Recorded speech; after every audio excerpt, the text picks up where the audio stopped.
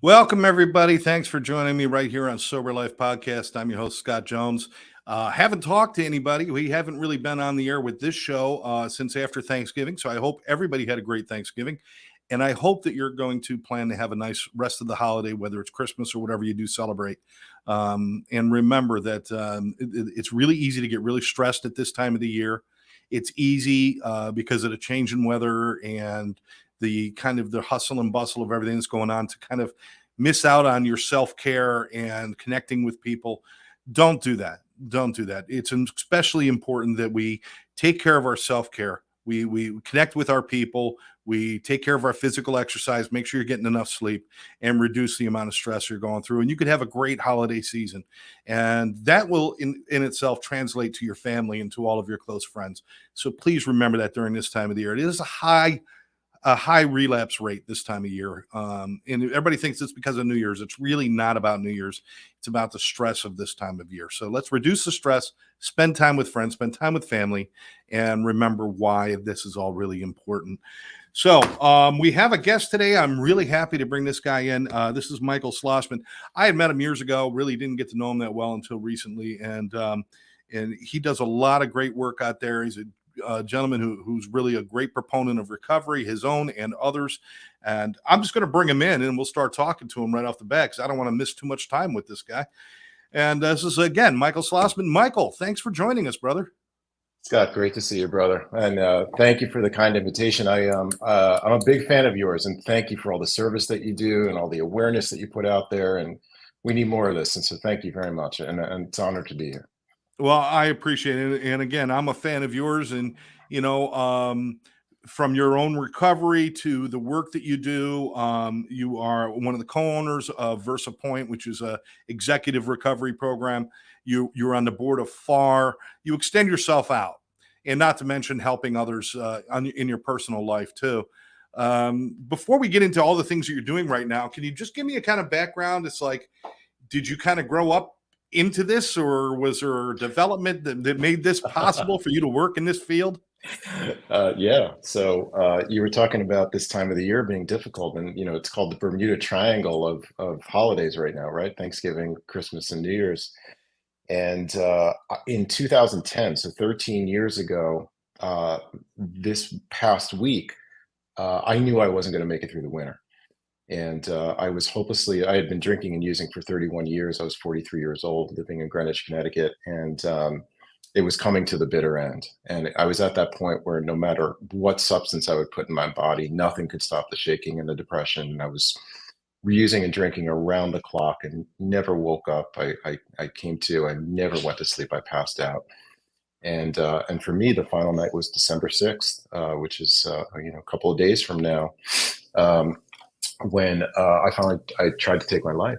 I swallowed 400 pills, washed it down, and but the thing is, I didn't know anything about recovery. I knew nothing. I didn't even know that recovery was possible. So you hadn't had, during all that time of using, there was never a conversation about what was possible for you. Oh, sure. There were conversations, but I wasn't listening.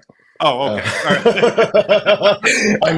I remember one time this guy that was working for me, I used to be a filmmaker. This really cool guy who was working for me, he was a very dear friend of mine. He once said, "Why don't you take 30 days and go away somewhere?" And I said, "Why don't you take 30 days and shove it?" And I had absolutely no awareness or idea of what the nature of the beast was going on inside of me. I thought that I suffered from anxiety and depression. I was just overworked. I clearly had PTSD. And I thought that money was the answer to everything. And if I could just get enough, then I'd be okay. And so, of course, it's like chasing a carrot on a stick, and it's never enough and gets worse and worse and worse. And by the end, I had lost everything. I was $1.2 million in debt. The house was being taken away. My wife wanted a divorce. My daughter thought I was an animal. And the only way I saw out was to try to end my life. And luckily, that was not successful. Wow. So I was in a coma for 2.5 days. I was not expected to live. And if I lived, I was going to be a vegetable. And lo and behold, a miracle happened. And I got transferred from one hospital to another to another. And in the third hospital, um, this social worker went to work on me. And I think, looking back, I think she might have been in recovery. And she, by working on me, what I mean by that is she just sat and talked with me for hours and days, and she let me get everything out, and she let me bare my soul. But the coolest thing that she did, Scott, is she finally got me to ask for help.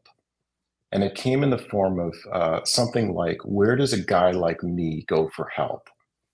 And I didn't mean a guy like the people that I now know in treatment. I meant an arrogant like me, it had just gotten out of hand and it all got to be too much. Where can I go? And I honestly, I was so out of it, and so sick that I honestly thought she was going to say, well, there's this place in Tahiti and they have four-handed massages and you get a therapist and you could sit by the pool with a little drink with with an umbrella in it, and we'll work on you.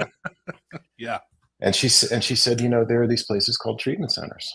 And I didn't know the people. I had never been to one. I'd never seen one. I had been to one AA meeting years ago when I was in detox, but that had nothing to do with me. And the only reason I Did, went to the meeting was to get coffee and a piece of cake. And yeah.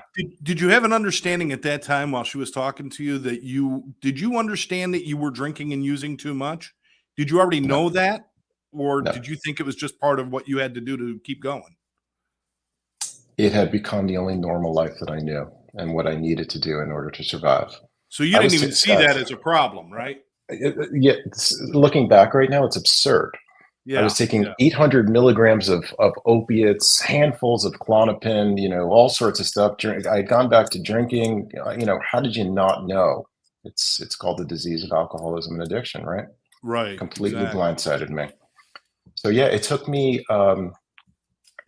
I went to 60 days of inpatient treatment, another 60 days of outpatient treatment, and it wasn't until 90 days after I left a treatment facility that I raised my hand and I said, I'm an alcoholic. Right. And everyone's reaction was like, well, no, duh, where have you been? but it was like lights going off for me. But here's the really cool news, Scott. The reason that I said that is not because of the drinking and drug problem. The reason I said that is because I realized that there's actually help and there's actually a way out. And I was Right. happy to be amongst people who knew me and I knew them, and there was a common solution that we can embark upon. So that was the day that hope returned to me, and that was probably in early 2011. And so next week, Michael Willing, I don't say God willing because all God wants is great things for me. Michael Willing on December 7th, I'll celebrate 13 years. That's right. Yeah, That's fantastic. That is yeah, fantastic. And, I'm glad you pointed that out because a lot of people are like, well, how could you not know um, that was a problem? And it, you're when your life becomes a mess, you don't know that there's something beyond that mess. And this doesn't just apply for alcoholism or drug addiction. This also applies for mental health issues as well. That people who live with depression or anxiety will normalize it to a point where everyone around knows there's something wrong with you, but you don't. So it's not that far fetched that putting that stuff in your body will become so normal that you don't see it as being a part of the problem. I'm trying to explain it for people who might not get it because yeah. it didn't make sense to me Listen. at the beginning either. I mean, I was like, how could I not know what I was doing? I mean, Well, listen. If today is Friday, and tomorrow you started drinking and using drugs with reckless abandon, like I did, obviously you would know that something's wrong and something's changed. But it doesn't do that. It sneaks up on you over right, 31 years, right? And so it's this low, slow progression into illness. And by the time it's too late, this thing has you by the neck like poison ivy on a tree. And the guilt, you talked about the mental health issues. They're very closely tied to what we're talking yeah, about. Um, and the pride and the shame. kicked in, and the guilt, mostly the pride. No one should see me like this. I was afraid to call the police. I was afraid to call an ambulance. I was afraid to go to the hospital. I didn't know that there was help out there, and I didn't know that all people wanted to do is just see me smile again. It sounds crazy, but Yeah. that's the truth. And that's it's amazing just the how people can change the way you have, and it's incredible, and my hat's off to you. But there's usually those moments or those things that kind of like really kind of grab you. And what I'm talking about is those kind of what I call moments of clarity. Other people call them whatever they might, where you say, you know what, I really need to be sober. I really need to do this. Was there something in particular during that time? Because I know when you first went into treatment, just like most people, I don't know what the hell's going to happen. I mean, it's like, I'm pretty sure at the end I'm going to graduate and get a Mai Tai, right? I don't know what's going to happen. But was there that moment for you, or anything that woke you up and said, I have to do this? There were a couple of them. Okay. And I didn't know that treatment would lead to recovery, and recovery meant a life of abstinence, because at that time I couldn't see life without substances. How was I going to live? How was I going to manage my anxiety and depression? How was I going to function? I couldn't imagine a life without it. And of course, things start getting better. But there were two things that really happened. So I'm a member in good standing of a 12-step fellowship, and I walked into a meeting one night, and I probably had, I don't know, 60, 70 days. And, listen, I had been served divorce papers. I had left my 5.5-year-old daughter, behind in Connecticut. I'm now living in South Florida, where I really don't know anybody. I'm $1.2 million in debt. I've tanked my company that took me 20 years to build up, and I really didn't see a future. So I walked in with that kind of face, and this guy named Sandy walked up to me, and he said, "Why the long face?" So when you're when you're in that state and someone says, "Why the long face?" you proceed to vomit on them and tell them Yeah, everything that's wrong with you. absolutely. And he put his arm around me, and he pointed at my chest like this, Scott, and he said, "What if I told you that there was a way to reach inside of you and remove everything that's bothering you?" Now, I had no idea what he was talking about. I didn't even know that the absence of these feelings could exist, and that there was hope on the other side. So I said, "Listen, I'm not even sure what you're talking." And he said it again, and he looked right in my eyes, and he asked me the question again: "What if I told you that there was a way to reach inside of you and remove everything that was bothering you?" And I said, that would be the greatest thing. And I started bawling, crying. And he said, "What would you give for that?" And I said, "Anything." And he said, "Well, there you go." And he just dropped the mic and walked away. I knew exactly what he meant. Follow me, follow us, do what we do, listen to what we tell you, stop relying on your own thinking, and everything's going to be okay. And he was absolutely right. Absolutely right. Never thought it was possible. Yeah. Yeah. You have to abandon, all those things. And that's a hard thing to do. It's a hard thing to let go of. I mean, people think letting go of something that you love is hard. Letting go of a pain that you've come to rely on is even harder. And it's a difficult thing to do, and to Yeah. give over that control. And you're doing this without any prior knowledge of recovery or anything. It's not like you've been through this. Like, I mean, we see people today, they've been through 6, 7 different treatment centers, 18 different treatment centers. You went in this completely blind, not even understanding what's on the other side of the fence. No idea. Absolutely no idea. The thing that I really had to come to understand was a spiritual lesson that I came to understand, and now I try to teach to people. And it's very simple. I don't know what's in my own best interests. Hmm. That is a difficult thing for someone like me to grasp, when who knows me better than me? I mean, we live in a society where it's not about, the objective social value. It's about the subjective social value and what's best for me, right? And our entire world is set up like that now. So I truly thought that because I had a family, because I had a successful business, because I had monetary success, that I was doing everything right, that I was living the American dream. But yet I couldn't help but notice that everything was gone, and all the decisions that I made turned out to be wrong. And so I opened my mind to the possibility that I really don't know what's in my own best interest, and I better ask other people for help and really start listening to them. And I'm not saying I did that just like that, and and life Oh, yeah. changed. I did it somewhat kicking and screaming and debating and whatever, but they were able to guide me and give me the answers that I needed. And the beautiful part of that is that after a period of time, and it takes time. It took time to tear down your life. It's going to take time to rebuild it. Right. Your thinking starts to slowly change into a more positive thinking for ourselves. Now, we're Right. always going to want the support and the help and the guidance, because you know what? That's how you grow, is by learning from others. But you'll find it's like, wow, I made a decision that was a healthy decision. Holy shit, that never happened before. This is great, right? You start having those moments in your life, and that's a beautiful thing. That's when you know you're really getting your life back, is when you're given an option between doing something wrong or doing something right, and you instinctually start moving to the right thing instead of the wrong thing. And that's Yeah. really, that's when I love to see when people reach that point. Yeah. So Scott, ever since I've been a little kid, I've been complaining that all I want is peace in my life. Right. All I want is Right. peace. And of course, I did everything to sabotage that. But about with less than a year sober, when you get out of treatment, you're rebuilding your life after losing everything. You don't have a lot of money, and so one of the great things about recovering in South Florida is the beach.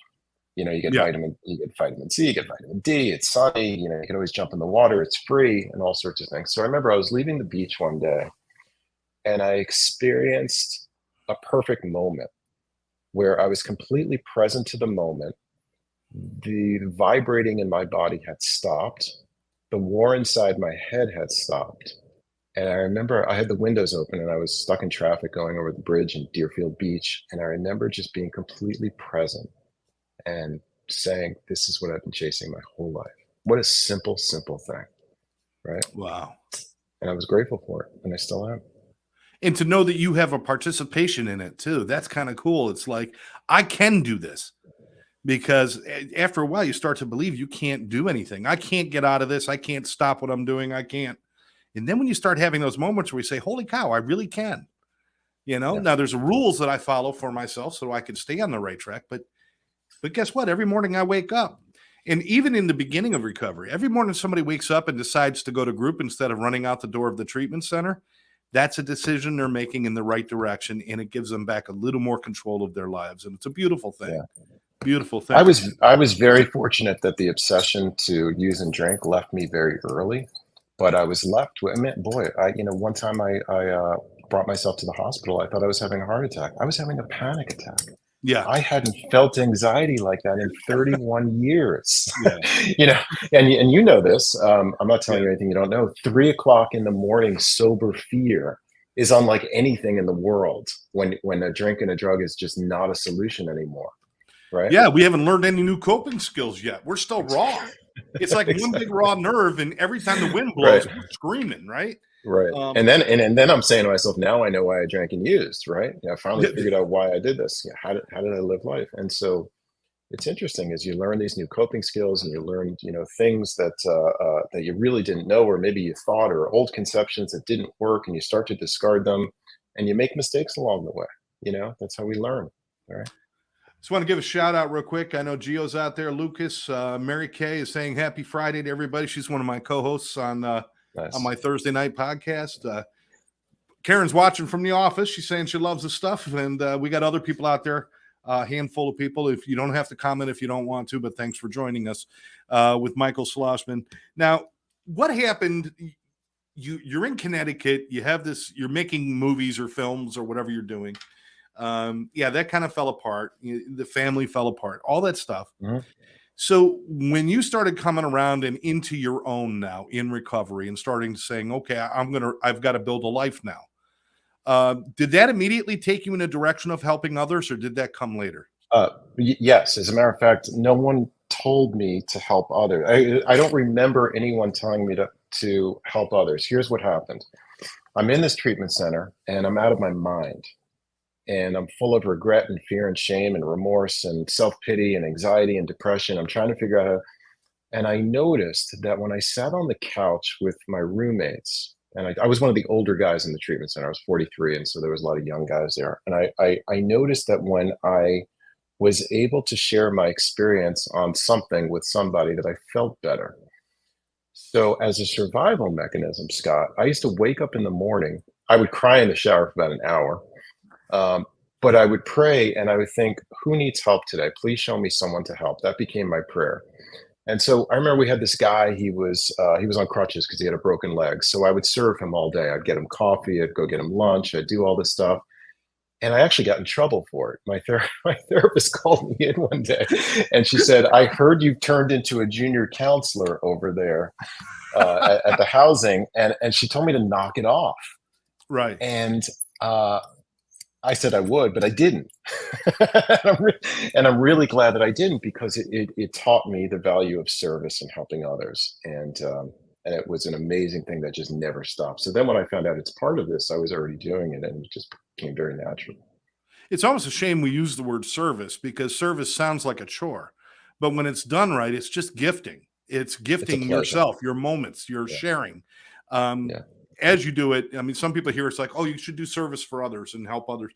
And it sounds like a chore. Service is barely the word that you could use. We got Christy Pritchard's with us, and thank you. Sobriety is such a gift. Amen, And Chris. helping came easy. Animals, people didn't stop to thank. Um, didn't stop either. Thank you, Michael. Yeah, Yeah. No, that's really absolutely. important. I think thank you, Karen. I appreciate it. I think she's talking about my little golden doodle who's under my feet right now. He's 8 months old. He's That's awesome. amazing. So, Yeah. so you move on, and you've maintained your recovery, Mhm. and obviously started to build a life.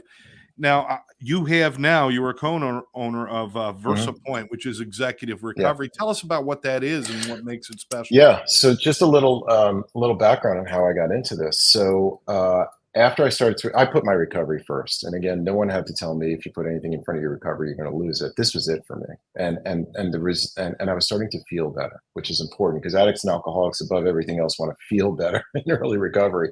So I Yeah. like the effect produced by recovery. So I was all in. So when it came time, I'm an attorney by trade. I started off on Wall Street in the finance business, and so I went back to a law firm working. But I had really gotten bit with the treatment bug while I was there, and specifically, I got bit with spirituality. So eventually, I made my way to a treatment center and started off running spiritual groups 1 or 2 days a week, and that went from 2 days to 3 days to 5 days. Eventually, got brought on staff, was trained as a therapist, got a caseload, worked my way up, became a assistant clinical director, uh, uh, uh, and decided I was going to open my own facility.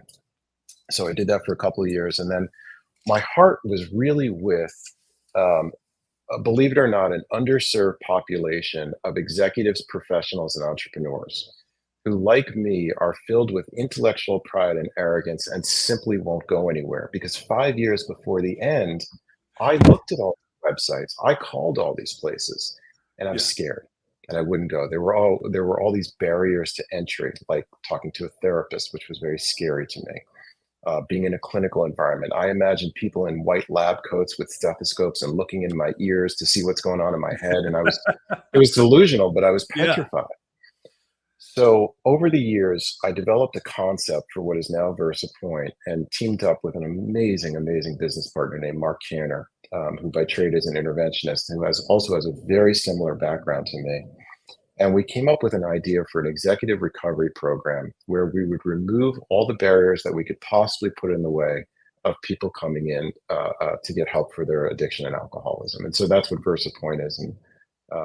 And so it's located in West Jupiter. We're on a 20-acre ranch. It's a 13,000 square foot house, only 5 guys at a time, 5 private bedrooms with all concierge services. And so, what we're really hoping to do is to meet this clientele where they are, so they can finally get the help they need on their terms, quite frankly. Absolutely. And people would be shocked to hear that. They're like, well, why would executives and business owners, why I would know. they need an extra, but you're right. They're dealing with a different kind of set of mentality there, Right. where, call it arrogance, call it whatever you want. They don't want to go in with what their idea is about a treatment center.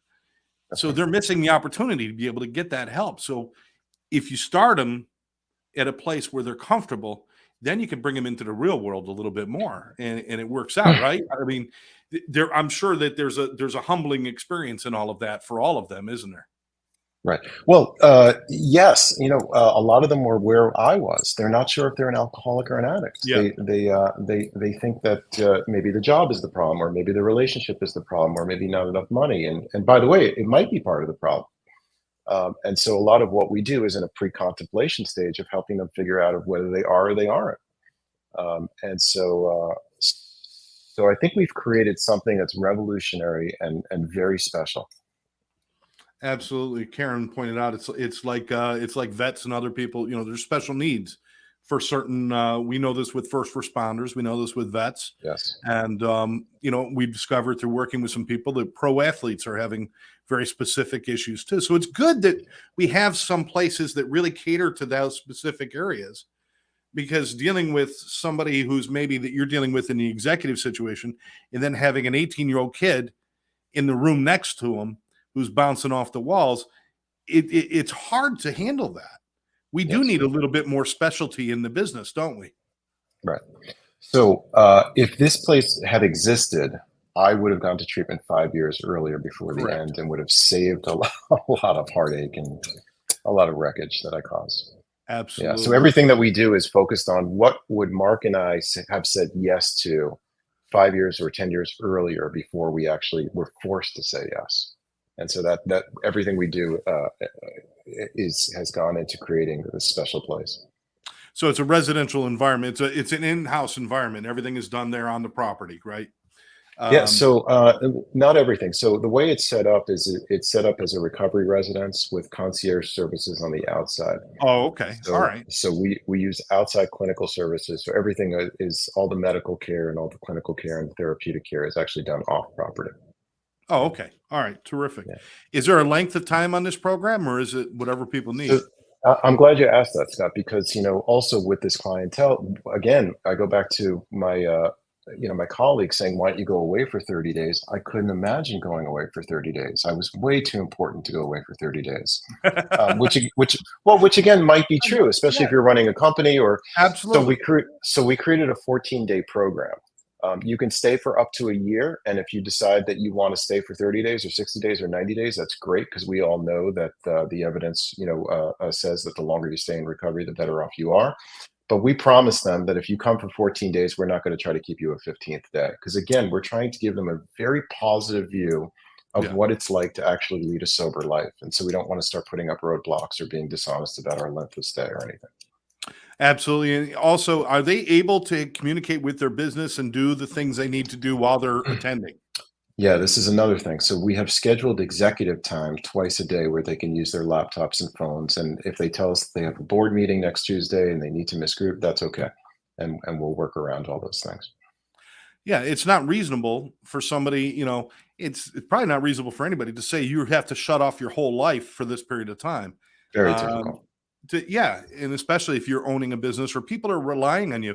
Remember, it's not just them; it might be their employees that are relying on them making a phone call That's Tuesday exactly. at 3 o'clock and things. So We that's will, important. we of course encourage them as much as we can to segregate this time and use this time because you Sure, deserve it. You deserve to get better. So, but sure. we also know that they're going to use it as a distraction and as a coping mechanism, and that's okay. That's okay. Right, but you also that gives you a little bit of insight into how they're using their work too, doesn't it? Right. Because you get to Right. see if they're using that as a crutch so they don't have to focus on themselves. And you get to see that Absolutely. live while they're there, don't you? Absolutely. That's really cool. Now you've Yeah. also gone and you become a member or a board member at FAR, which is the Florida Addiction Recovery Residences, part of NAR, National Addiction Recovery or Recovery Residences. Why did you get involved in that? So I got involved in that, and I got involved in a couple of other things. I used to be the chairperson of the Palm Beach County Opioid Steering Committee for the Palm Beach County Drug Czar. Great guy named John Helick, and I'm honored to know him. Because I got tired of the complaining about our field, and I Yeah, decided to become part of the conversation.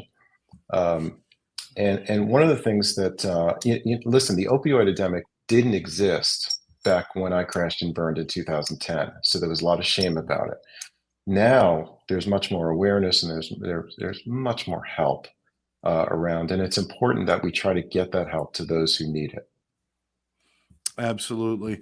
And there's a lot of people out there that want to open sober livings and residences. And FAR is one of those places. If you're legitimate and you really want to do the right thing, utilize them so that you do it the right way. Don't take shortcuts and do that, because you're playing with people's lives at that point. Most of the places out there are really good, but if people had to go look at, let's get into some scenarios here. If somebody had to go look at a place to get treatment, um, this is not a simple decision.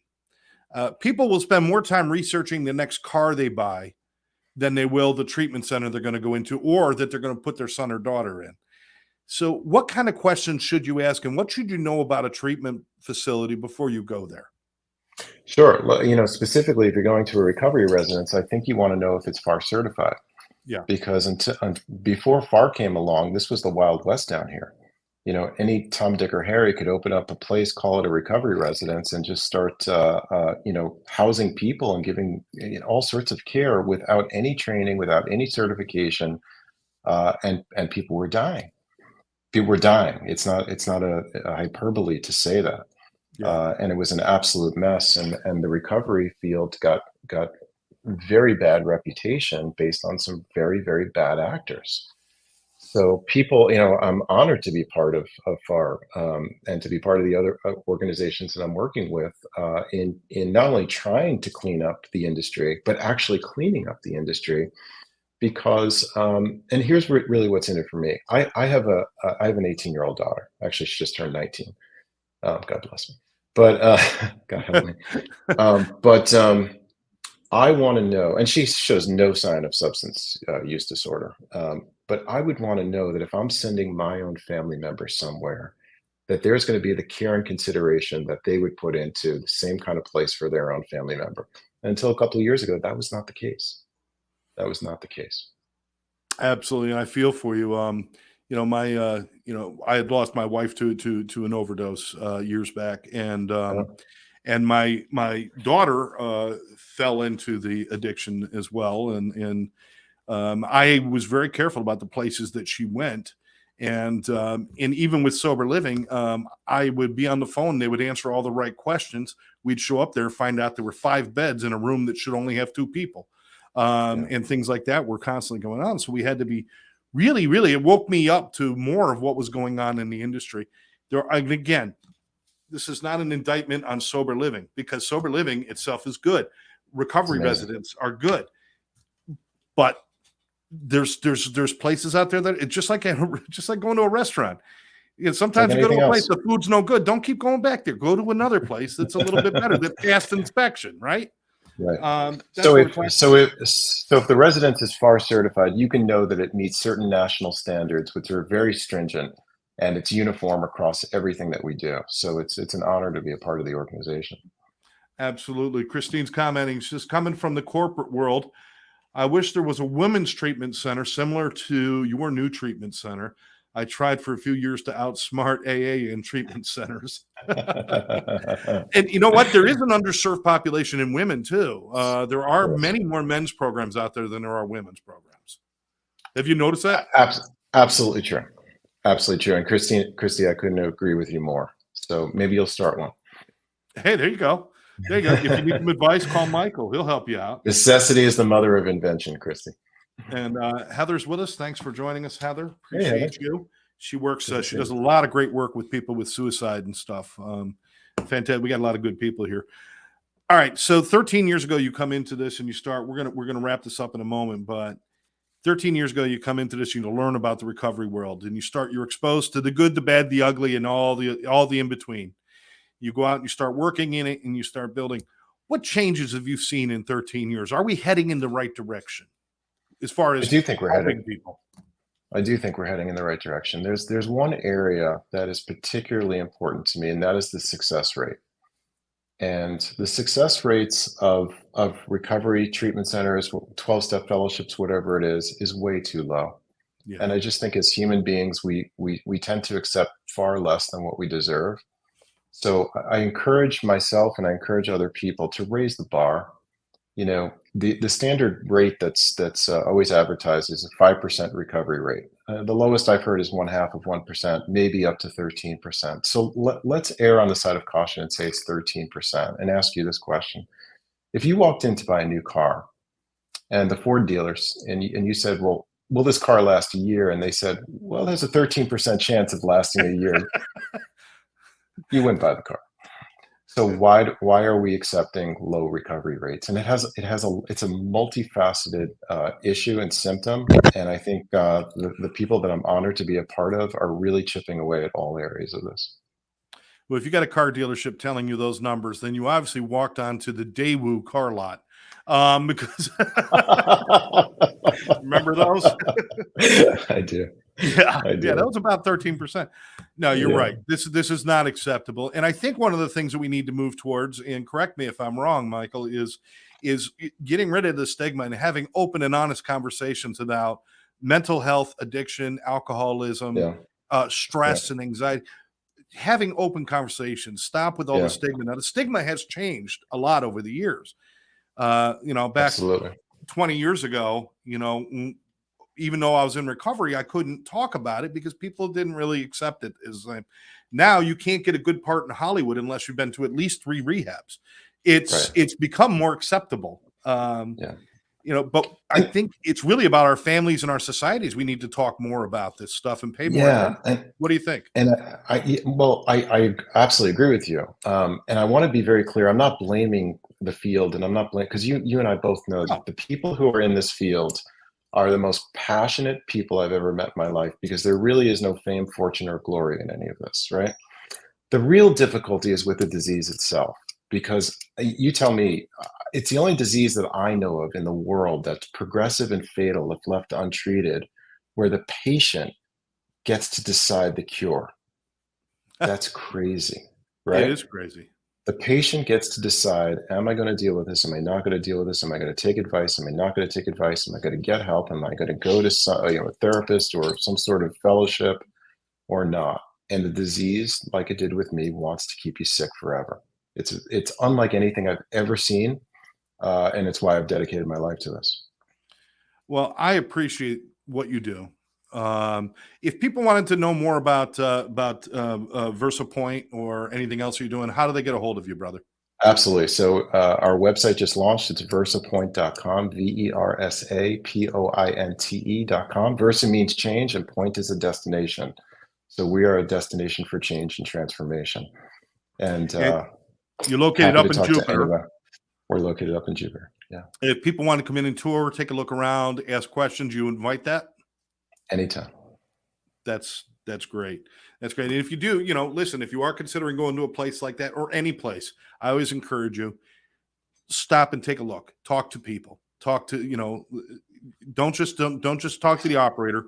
Talk to the people. Ask them. The cool thing is like, even if you're out of state and you want to tour, we got these phones now. We can carry it around and show you around the place. You could do a virtual tour right there.